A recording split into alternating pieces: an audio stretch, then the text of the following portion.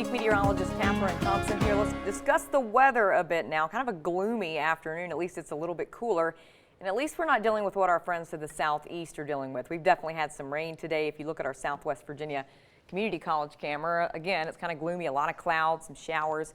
But temperatures have been a little bit cooler. Most of us in the 70s today, thanks to that cloud cover. While you might need that rain jacket, again, it could be worse.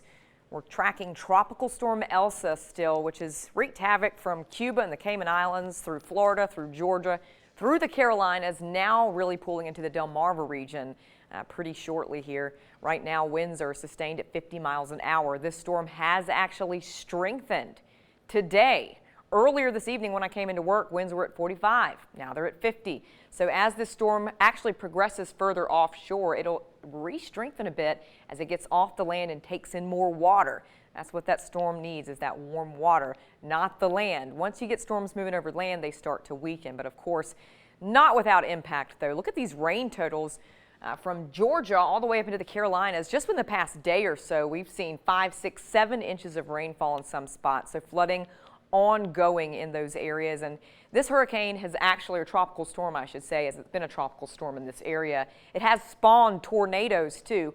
All of these little bubbles represent storm reports, whether it's tropical storm force winds, but there's tornadic activity reported in there too as this storm spawns its own tornadoes and severe weather. So again, it could be a lot worse.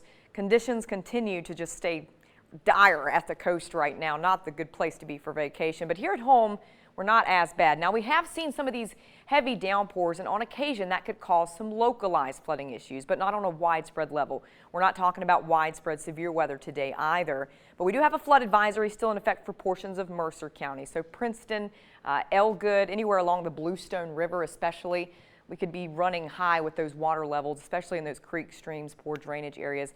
That advisory out at least for another 30 minutes or so. We'll see if it goes down early, but we're continuing to see these showers and storms too. Those heavier downpours have wrapped up in some spots, but who's to say there's not more on the way? We've actually got some building across Southwest Virginia right now, so we could see some more downpours throughout the day.